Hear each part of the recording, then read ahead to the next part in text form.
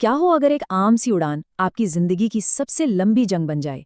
एक ऐसी जंग जो 1-2 दिन नहीं बल्कि पूरे 9 साल चले। ये कहानी है फ्लाइट NC-16-002 की। 27 दिसंबर 1948 की रात डगलस DC-3 विमान 134 लोगों के साथ नॉर्थ अटलांटिक के ऊपर से गुजर रहा था। सब कुछ एकदम शांत, एकदम नॉर्मल था। सब ठीक चल रहा था और फिर अचानक सन्नाटा। एयर ट्रैफिक कंट्रोल से प्लेन का कांटेक्ट टूट गया। कैप्टन की आखिरी आवाज में एक मामूली तकनीकी खराबी का जिक्र था और उसके बाद बरमूडा ट्रायंगल के ठीक ऊपर वो विमान रडार से हमेशा हमेशा के लिए गायब हो गया। असल में जो हुआ वो किसी के भी अंदाजे से कहीं ज्यादा भयानक था। विमान एक ऐसे तूफान में फंस गया था जो किसी नक्शे पर था ही नहीं। एक बवंडर जिसने प्लेन के सारे इलेक्ट्रॉनिक्स फेल कर दिए। आधे घंटे तक मौत से लड़ने के बाद जब विमान उस तूफान से बाहर निकला तो उसके इंजन भी दम तोड़ चुके थे। विमान बस गिर रहा था, एक अनजान द्वीप की तरफ, और सीधा एक विशालकाय पेड़ की ओर। कहते हैं ना, किस्मत का खेल निराला होता है। वो पेड़ एक जाल बन गया और उसने विमान को जमीन पर चकनाचूर होने से बचा लिया। एक चमत्कार, 134 लोग, सब के सब जिंदा। लेकिन ये खुशी नहीं, एक बहुत ही भयानक हकीकत की शुरुआत थी। कैप्टन रॉबर्ट मिलर और एक retired army doctor Evelyn read ने फौरन घायलों को संभालना शुरू किया। पहली सुबह और पहली ही सुबह सबसे बड़ी चुनौती ने दरवाजे पर दस्तक दी। पानी। पूरे द्वीप पर ताजे पानी का एक भी सोर्स नहीं था। 134 लोग, एक अनजान द्वीप, और पीने के लिए पानी की एक बूंद भी नहीं। ये उनके बचने की लड़ाई की सिर्फ एक शुरुआत थी। विमान के मलबे को जोड़कर उन्होंने बस सिर छिपाने के लिए एक छत बनाई। दूसरा दिन। अब पेट में भूख की आग जल रही थी। द्वीप पर अजीब अजीब से फल तो थे, पर कौन सा जहरीला है ये कोई नहीं जानता था। एक आदमी ने हिम्मत की और एक अनजान फल खा लिया। भूख से हुई पहली गलती की कीमत मौत थी, और इसी के साथ बचे हुए खाने को लेकर लोगों के बीच पहला झगड़ा शुरू हो गया। वो पहली मौत थी और उसने सबके दिल में एक डर बैठा दिया था। लेकिन उसी शाम उस घने अंधेरे के बीच उम्मीद की एक छोटी सी नन्ही सी चिंगारी जली। एक टीनेजर लड़के ने अपने चश्मे के लेंस का इस्तेमाल करके आग जला दी। आग, ये उनकी पहली और बहुत बड़ी जीत थी। उधर इंजीनियर आर्थर वैंस रेडियो के टूटे फूटे पुर्जों से जूझ रहा था। घंटों की मेहनत के बाद वो एक बेहद कमजोर सिग्नल भेजने में कामयाब हुआ। बस एक। इससे पहले कि कोई जवाब आता, बैटरी ने दम तोड़ दिया, हमेशा के लिए, और उस एक सिग्नल के साथ बाहर की दुनिया से जुड़ने की आखिरी उम्मीद भी खत्म हो गई। 10 दिन, 10 लंबे दिन गुजर गए। बचाने वाला कोई नहीं आया।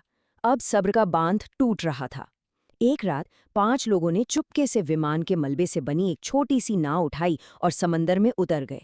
वो चले तो गए, पर फिर कभी वापस नहीं दिखे। और तब बाकियों को समझ आया, ये लड़ाई बहुत लंबी चलने वाली है। इसके बाद उन्होंने हार नहीं मानी। उन्होंने खुद को एक छोटे से समाज में ढाल लिया।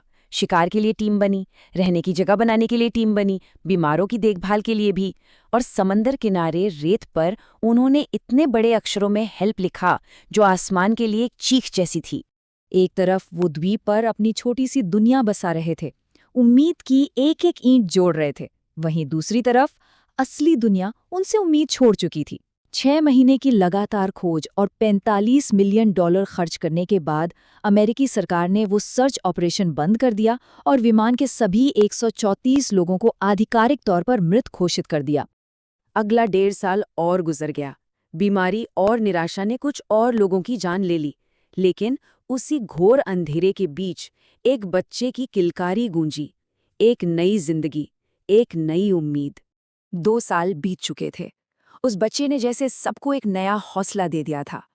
और अब उन्होंने एक बहुत बड़ा फैसला किया। एक नाव बनाने का।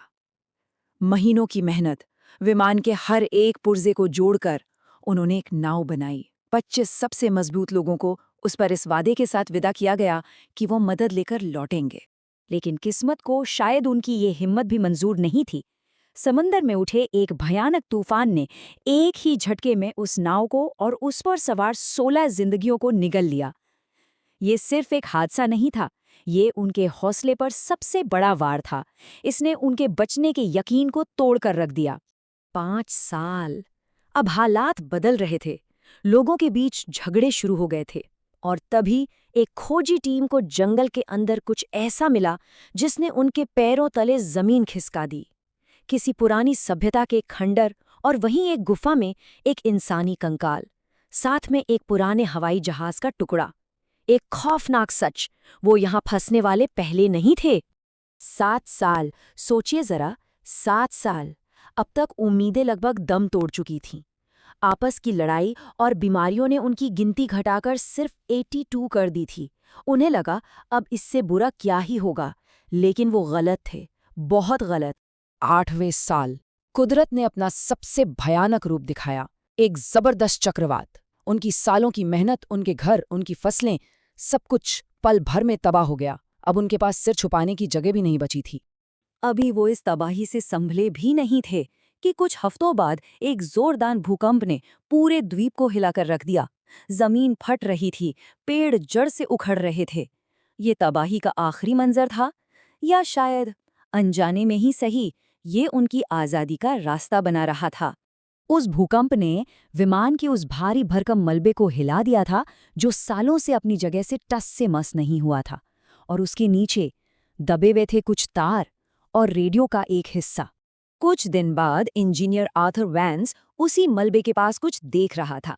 तभी एक अजीब सी चीज हुई, एक सोलर फ्लेयर, यानी सूरज से उठी एक बड़ी लहर। और शायद ये किस्मत ही थी कि जैसे ही आर्थर ने एक पुराने स्विच को छुआ, स्पीकर से एक खरखराहट की आवाज आई और फिर पूरे 9 साल में पहली बार रेडियो की छोटी सी हरी बत्ती जल उठी।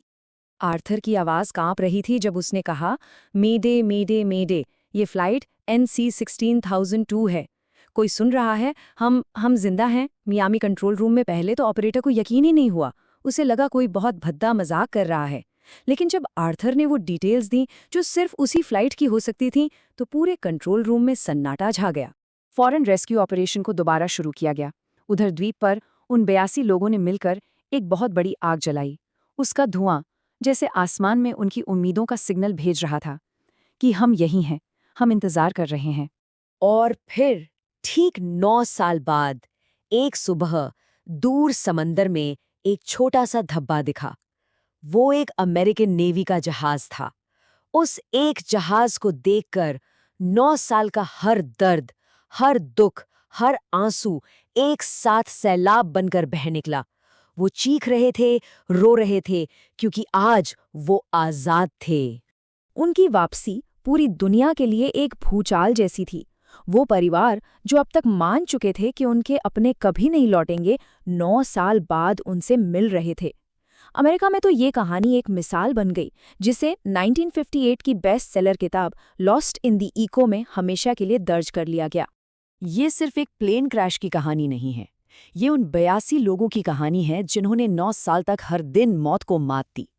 ये कहानी हमें याद दिलाती है कि इंसान का हौसला कितना मजबूत हो सकता है, और सबसे घने, सबसे लंबे अंधेरे में भी उम्मीद की एक किरण आखिर कब तक जिंदा रह सकती है।